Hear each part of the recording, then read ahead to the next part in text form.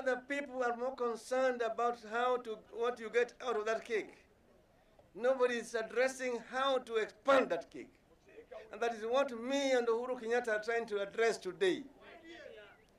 And that's where you can see we're coming here, reviving the pot, so that more opportunities can be made available for our people here. Tukubaliane ya kwamba ile priority ambayo tutaweka katika vile serikali na mambo ya Kenya itaendeshwa italingana na mahitaji ya wale ambao hawana kazi. Hawa ndio watakuwa kipaumbele, mambo ya mamlaka na vyeo itakuja baadaye.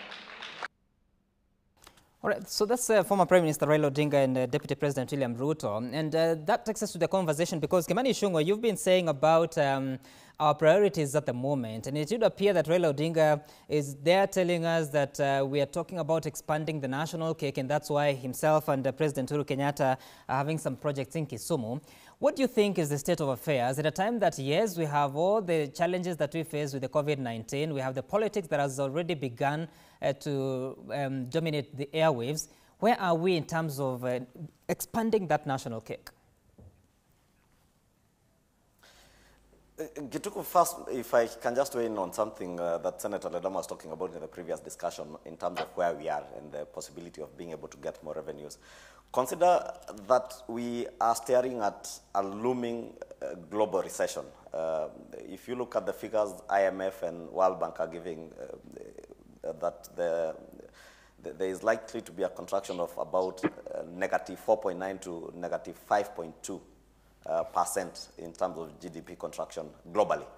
And what that means, Gituku, is that even our own local economy, despite what we do here, the global recession is likely to affect us. Remember, we are talking about 900 to almost $1 trillion shillings in terms of debt repayment. What the global recession means is that there will be less money coming from the diaspora, remittances that comes into cushion our foreign reserves. There will be less money coming in terms of dollar inflows from our exports and tourism. And that will mean our debt repayments will be more expensive and a lot of more resources will be committed towards debt repayment. And therefore, our economy will continue to shrink to a large extent, and that global recession we will not escape. Therefore, when Gituku, I say that we are focusing on the wrong things. I wish what Raila Odinga is saying were true. When I listen to Raila Odinga, he's telling us about reggae, not about economic revival. Maybe to a large extent, President Uhuru Kenyatta has tried to focus on the things, the important things that will help our economy to grow, more so in terms of driving infrastructural development across the country. And I see him getting very busy in that. But when I look at the former Prime Minister and what his focus is on, it is more to do with reviving reggae and reggae continuing. I think he said it was on pause mode, now it has to continue. How is reggae going to help our economy, resuscitate our economy and help it grow? How is reggae going to help put food on tables of people who, the 1.6 million Kenyans, Gituku, who were in formal employment before April of this year and out of employment today? Millions others that have had their salaries and wages cut, some from between 30 to 50%. Many others in business whose businesses have collapsed as a result of this pandemic. And therefore, when we say that our national priorities now must be refocused on the people and the people's needs, right, that will not be addressed by reggae. The growth of the national cake to share is not in the issues we are talking about in terms of expanding the executive with BBI and the reggae dances and the reggae things that we want to do. It will come out of conscious efforts by government and all of us as political leaders to be able to refocus on the people's needs. And the people's needs are quite clear. And therefore, the narrative that the former Prime Minister, unfortunately, is trying to fight with what he calls the hustler narrative.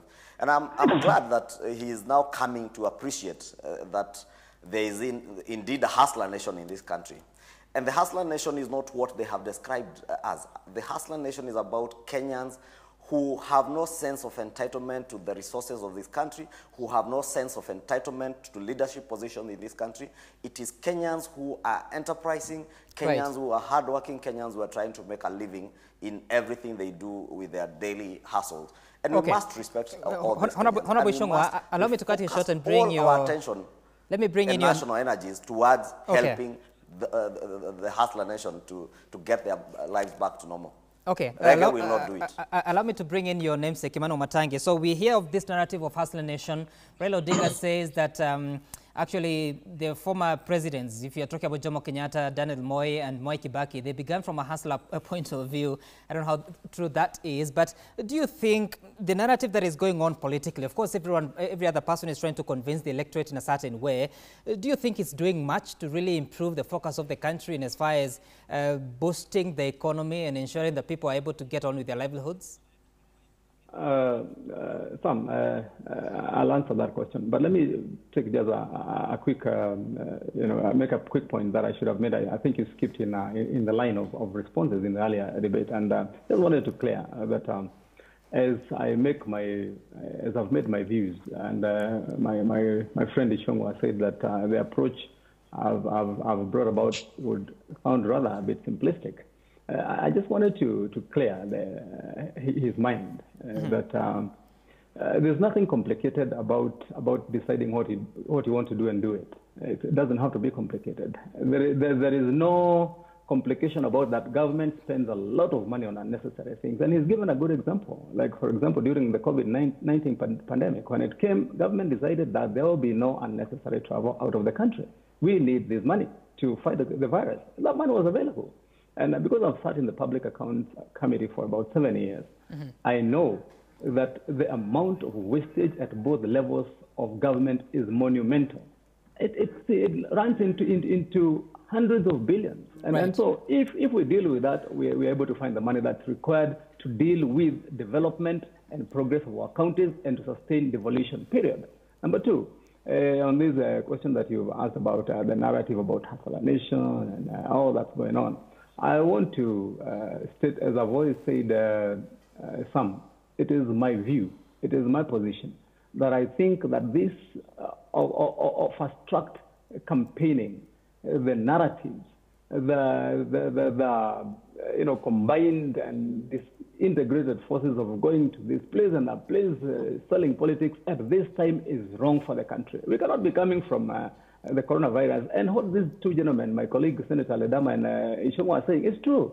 That this economy is facing a tough time. We don't have money and we cannot afford the luxury of being careless. So if we prioritize campaigns now and selling narratives, and this one saying that, I mean, where are we leading the country? The election for this country's position is going to be coming in 2022 from August. How many months from now? How many years from now? What is the urgency? I would want to say to all those that are campaigning from both sides, stop it. Put it aside. Think about the country. Think about the people. I mean, whether you do, whatever narrative, whatever popular slogans you use, whatever you say, you're not helping this country. Unfortunately, Kenya has been a victim for all these years of very misguided and unfortunately. And I would want to recommend to upcoming young politicians and the electorate, let's buy into the minds of people who have succeeded. Because the way we are going to fail our nation. Senator, if we continue to allow political leaders to be given positions based on the stories they tell on the platform, but not on the deeds that they show Kenyans, then this country is going to go down. All right, Senator, of course. It is wrong for us to be selling political narratives. Let's think about reviving the economy, delivering to the people, campaign when officially you're supposed to campaign, 6 months to the election. Period. All right, Senator, you said that we should stop the political rhetoric, if I may call it so, that is going on. But Senator Olekina, it appears that we can't do without politics because politicians, that's how they make their money and that's how they make their time. But is it possible to now refocus the conversation to what really can boost the country's economy and help people really get on with their businesses in a better format without dividing them on the political lines? Yes. I do believe that. And I think the Ministry of Treasury and also Cabinet, to some extent, have tried to steer Kenya into that direction. One of the key observations when you look at the budget review and outlook paper, which was approved by Cabinet, is that the Cabinet Secretary has really tried to instill discipline in this ministry, departments, and agencies. Because they're telling them that, listen, guys, we have no money. You've got to adhere to the ceilings. And you've got to scrutinize. You've got to go through your line item by line item. So that is the first step of discipline. Because then no politician, depending on what influence they have, can easily go into a ministry and say, I want you to fund my political activities for the next week. And that's exactly what we do. So I think it is important for Kenyans to realize that we are actually right now going through a very hard time. And this country has got no money. So the whole theory that we'll get money in the next financial year of about an additional 50 billion, that is all just really, it's nothing bound. It's not bound in anything. So right now, what we have to do is to try to stick clearly. Cabinet secretaries have got to continue with their work. Governors have got to improve on on-source revenue. And we've got a lot of ways that we can be able to collect on-source revenue. But it becomes challenging in an economy where people are not working. So the people you're going to task do not have any money. So I think the most important thing is for us to realize that we are not unique, as a country. We're a country which suffers from whatever happens around the world. So it's like we are like a Gantt chart. We depend on each other.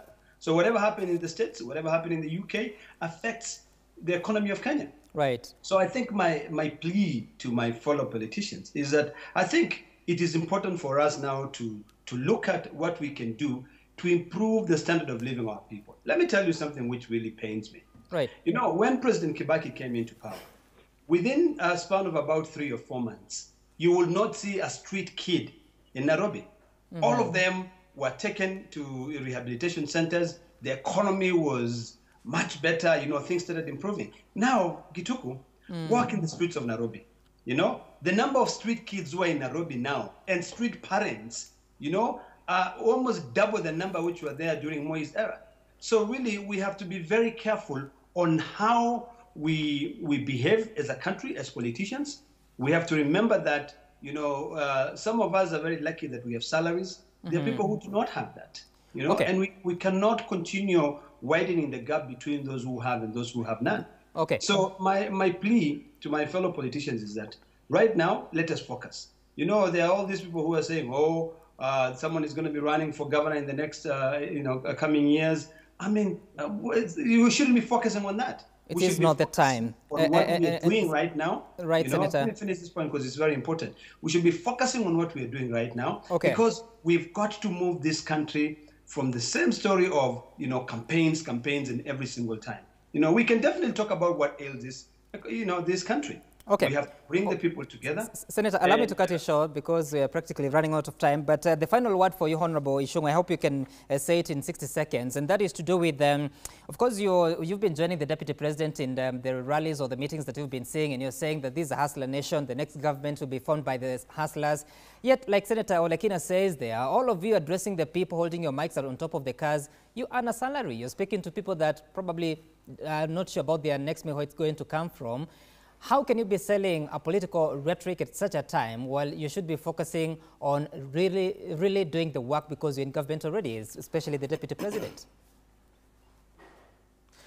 I think you agree with me. The people who have brought in a political narrative are those people who are fighting what they're saying. They're fighting a hustler narrative. And I've told you the hustler narrative is about dreams and possibilities. It is about entrepreneurship. It is about uplifting the lives of ordinary Kenyans who have been affected by this pandemic. What is it that Raila Odinga is complaining about? Raila Odinga is complaining about the Deputy President having to support Stephen Omondi, who was making benches on Gong Road and facilitating him to even improve his trade in the midst of a pandemic. Raila Odinga is complaining about the Deputy President having to support border traders and mamambogas. You have seen the kind of epithets and insults that have been thrown at these so-called hustler nations, and they've been described with all manner of names. And Gituku, what the Deputy President has been doing is precisely what we are saying, that we are confronted by a pandemic, our economy has been battered, We must, in our own individual ways and collectively as government, be able to refocus on the needs of the people. What is it that Raila Odinga is telling us? Raila Odinga is telling us that Nyayo, Kibaki, Mzee Jomo Kenyatta were hustlers. And indeed, I want to agree with him. They were hustlers, and that's why the Deputy President said yesterday, if you agree that everybody is a hustler, and we are all sons and daughters of hustlers, then let's focus on uplifting those hustlers and their needs. Let us focus on the people's needs rather than the needs of leaders, as we are trying to focus with BBI and the reggae dances. Two, Gituku, ask yourself, for every generation of hustlers, Gituku, the pre-independence generation of hustlers identified Jomo Kenyatta as a leader who inspired hope, and a leader they saw had a vision to bring them together and lead them through to independence together with the other team of young Kenyans. And that's how the likes of Moi, Kibaki, and others, James Gishuru and all the others, came into leadership positions. And it just happens naturally that every generation successively of hustlers and the nation will identify a leader amongst themselves who inspires hope. A leader who has a vision to move the country hear you. The current generation, Gituku, Raila should not be angry with Kenyans that the current generation of hustlers have identified William Ruto as a vision carrier, as a person who will who inspires hope. I hear you loud and clear. Allow me to cut you short. Don't get angry with Kenyans. Okay, allow me to cut it short because we're out of time, but I hear you. There are those that don't agree with the hustlers narrative, bearing in mind that most of you already have jobs that you're doing, but all the same, that's our time. Senator Ledamo Lekina, thank you so much. At least now they have agreed. They're all hustlers. Kimani Ichung'wah, as well as Senator Kimani Wamatangi from Kiambu County. Asanteni sana. We need to take a short break because when you return, we'll be speaking to the Senate Speaker, that is the boss of Senator Lekina and Senator Wamatangi, that is Kenneth Lusaka. Will be talking about the lessons that he has learned himself for the 3 years that he has been at the Senate, and of course, coming from the very divisive formula that was concluded sometime last week.